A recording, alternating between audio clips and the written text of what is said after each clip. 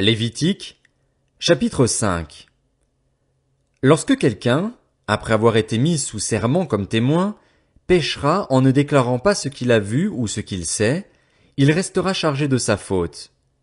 Lorsque quelqu'un, sans y prêter attention, touchera une chose impure comme le cadavre d'un animal impur, que ce soit d'une bête sauvage ou domestique ou bien d'un reptile, il deviendra lui-même impur et il se rendra coupable. Ou lorsque, sans y prêter attention, il touchera une souillure humaine quelconque et qu'il s'en aperçoive plus tard, il en sera coupable. Lorsque quelqu'un, en parlant à la légère, jurera de faire du mal ou du bien et que, sans y avoir prêté attention d'abord, il s'en aperçoive plus tard, il sera coupable. Celui donc qui se rendra coupable de l'une de ces choses confessera son péché. Puis il offrira à l'Éternel en réparation pour le péché qu'il a commis une femelle de petit bétail, une brebis ou une chèvre, comme victime expiatoire. Et le prêtre fera pour lui l'expiation de son péché. S'il n'a pas de quoi se procurer une brebis ou une chèvre, il offrira à l'Éternel en réparation pour son péché 2 tourterelles ou 2 jeunes pigeons, l'un comme victime expiatoire, l'autre comme holocauste. Il les apportera au prêtre, qui sacrifiera d'abord celui qui doit servir de victime expiatoire. Le prêtre lui ouvrira la tête avec l'ongle près de la nuque, sans la séparer. Il fera sur un côté de l'autel l'aspersion du sang de la victime expiatoire et l'on versera le reste du sang au pied de l'autel. C'est un sacrifice d'expiation. Il fera de l'autre oiseau un holocauste, d'après les règles établies. C'est ainsi que le prêtre fera pour cet homme l'expiation du péché qu'il a commis, et le pardon lui sera accordé. S'il n'a pas de quoi se procurer 2 tourterelles ou 2 jeunes pigeons, il apportera en offrande pour son péché 2 litres de fleur de farine comme offrande d'expiation. Il ne mettra pas d'huile dessus et il n'y ajoutera pas d'encens, car c'est une offrande d'expiation. Il l'apportera au prêtre. Le prêtre en prendra une poignée comme souvenir et la brûlera sur l'autel, comme les offrandes passées par le feu pour l'Éternel. C'est une offrande d'expiation. C'est ainsi que le prêtre fera pour cet homme l'expiation du péché qu'il a commis envers une de ces choses, et le pardon lui sera accordé. Ce qui restera de l'offrande sera pour le prêtre, comme dans le cas de l'offrande en don. L'Éternel dit à Moïse, « Lorsque quelqu'un commettra une infidélité et péchera involontairement envers ce qui est consacré à l'Éternel, il offrira en sacrifice de culpabilité à l'Éternel pour son péché un bélier sans défaut, pris dans le troupeau sur la base de ton estimation en pièces d'argent, d'après la valeur étalon du sanctuaire. Il donnera, en y ajoutant 1/5, la valeur de ce dont il a frustré le sanctuaire, et il remettra cela au prêtre. Le prêtre fera pour lui l'expiation avec le bélier offert en sacrifice de culpabilité, et le pardon lui sera accordé. Lorsque quelqu'un péchera en faisant sans le savoir, contre l'un des commandements de l'Éternel, des choses qui ne doivent pas se faire, il se rendra coupable et sera chargé de sa faute. Il présentera au prêtre en sacrifice de culpabilité un bélier sans défaut, pris du troupeau d'après ton estimation. Le prêtre fera pour lui l'expiation de la faute qu'il a commise sans le savoir, et le pardon lui sera accordé. C'est un sacrifice de culpabilité. Cet homme s'était rendu coupable envers l'Éternel. L'Éternel dit à Moïse, « Lorsque quelqu'un péchera et commettra une infidélité envers l'Éternel en mentant à son prochain au sujet d'un dépôt, d'un objet confié à sa garde ou volé, en lui extorquant quelque chose, en niant avoir trouvé un objet perdu ou en faisant un faux serment à propos de n'importe quel péché que peut commettre un homme, lorsqu'il péchera ainsi et se rendra coupable, il restituera l'objet qu'il a volé, ce qu'il a extorqué, le dépôt qui lui avait été confié, l'objet perdu qu'il a trouvé, ou tout objet à propos duquel il a fait un faux serment. Il le restituera intégralement, y ajoutera 1/5 et le remettra à son propriétaire le jour même où il offrira son sacrifice de culpabilité. Il présentera au prêtre, en sacrifice de culpabilité à l'Éternel pour son péché, un bélier sans défaut pris du troupeau d'après ton estimation. Le prêtre fera pour lui l'expiation devant l'Éternel, et le pardon lui sera accordé, quelle que soit la faute dont il se sera rendu coupable. Lévitique, chapitre 6. L'Éternel dit à Moïse, « Donne cet ordre à Aaron et à ses descendants.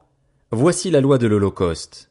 L'Holocauste restera sur le foyer de l'autel toute la nuit jusqu'au matin et le feu brûlera sur l'autel. Le prêtre mettra sa tunique de lin et mettra des caleçons sur son corps. Il enlèvera la cendre faite par le feu qui aura brûlé l'Holocauste sur l'autel et il la déposera près de l'autel. Puis il quittera ses vêtements et en mettra d'autres pour porter la cendre à l'extérieur du camp, dans un endroit pur. Le feu brûlera sur l'autel, il ne s'éteindra pas. Chaque matin, le prêtre y allumera du bois, arrangera l'holocauste et brûlera la graisse des sacrifices de communion. Le feu brûlera constamment sur l'autel, il ne s'éteindra pas. Voici la loi de l'offrande. Les descendants d'Aaron la présenteront devant l'Éternel, devant l'autel. Le prêtre prélèvera une poignée de la fleur de farine et de l'huile avec tout l'encens ajouté à l'offrande, et il brûlera cela sur l'autel comme souvenir dont l'odeur est agréable à l'Éternel. Aaron et ses descendants mangeront ce qui restera de l'offrande. Ils le mangeront sans levain, dans un lieu saint, dans le parvis de la tente de la rencontre. On ne le cuira pas avec du levain. C'est la part que je leur ai donnée de mes offrandes passées par le feu. C'est une chose très sainte, tout comme le sacrifice d'expiation et le sacrifice de culpabilité. Tout homme parmi les descendants d'Aaron en mangera.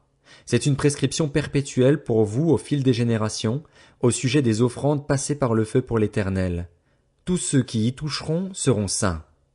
L'Éternel dit à Moïse, « Voici l'offrande qu'Aaron et ses fils feront à l'Éternel, le jour où ils recevront l'onction. 2 litres de fleur de farine comme offrande perpétuelle, moitié le matin et moitié le soir. On la préparera à la poêle avec de l'huile et tu l'apporteras frite.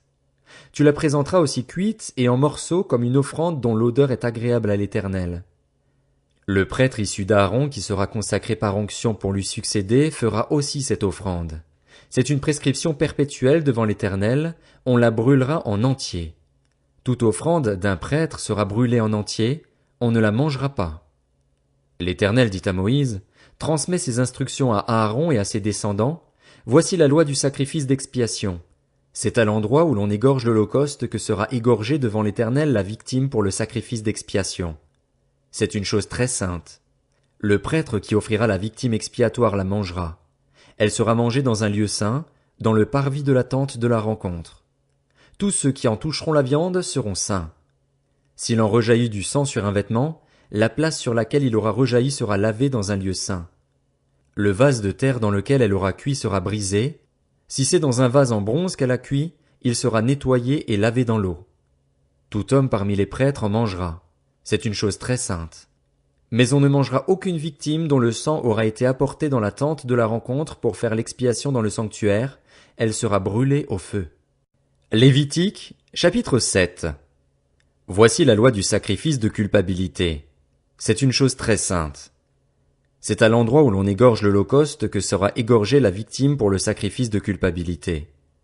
On versera son sang sur tout le pourtour de l'autel. On offrira toute sa graisse, la queue, la graisse qui couvre les entrailles, les 2 rognons et la graisse qui les entoure, celle qui couvre les flancs, et le grand lobe du foie qu'on détachera près des rognons. Le prêtre brûlera cela sur l'autel en sacrifice passé par le feu devant l'Éternel. C'est un sacrifice de culpabilité. Tout homme parmi les prêtres en mangera. Il le mangera dans un endroit saint. C'est une chose très sainte. Il en va pour le sacrifice de culpabilité comme pour le sacrifice d'expiation. La loi est la même pour ces 2 sacrifices. La victime sera pour le prêtre qui fera l'expiation. Le prêtre qui offrira l'holocauste de quelqu'un aura pour lui la peau de l'holocauste qu'il a offert. Toute offrande cuite au four, préparée sur le grill ou à la poêle, sera pour le prêtre qui l'a offerte. Toute offrande pétrie à l'huile ou sèche sera pour tous les descendants d'Aaron, sans distinction. Voici la loi du sacrifice de communion qu'on offrira à l'Éternel. Si quelqu'un l'offre par reconnaissance, il offrira avec le sacrifice de communion des gâteaux sans levain pétris à l'huile, des galettes sans levain arrosées d'huile et 2 gâteaux de fleur de farine pétris à l'huile. À ces gâteaux il ajoutera du pain levé pour son offrande, pour accompagner son sacrifice de reconnaissance et de communion. On présentera à titre de prélèvement pour l'Éternel une portion de chaque offrande. Elle sera pour le prêtre qui a versé le sang de la victime du sacrifice de communion. La viande du sacrifice de reconnaissance et de communion sera mangée le jour où il est offert. On n'en laissera rien jusqu'au matin. Si quelqu'un offre un sacrifice pour l'accomplissement d'un vœu ou comme offrande volontaire, la victime sera mangée le jour où il l'offrira et ce qui en restera sera mangé le lendemain. Ce qui restera de la viande de la victime le 3e jour sera brûlé au feu. Dans le cas où quelqu'un mangerait de la viande de son sacrifice de communion le 3e jour, le sacrifice ne sera pas accepté. Il ne sera pas porté au compte de celui qui l'a offert. Ce sera une chose infecte et celui qui en mangera restera chargé de sa faute. La viande qui a touché quelque chose d'impur ne sera pas mangée, elle sera brûlée au feu.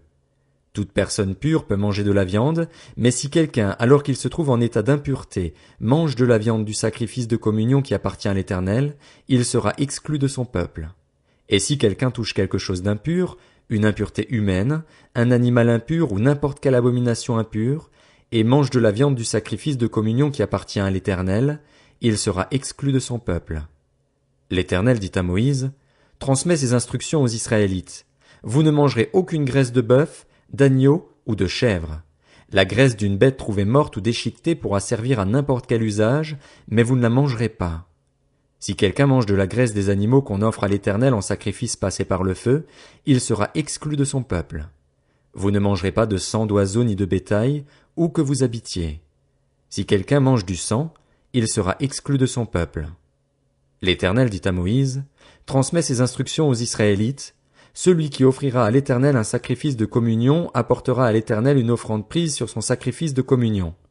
Il apportera de ses propres mains ce qui doit être passé par le feu pour l'Éternel, la graisse qui est sur la poitrine, et il fera avec la poitrine le geste de présentation devant l'Éternel.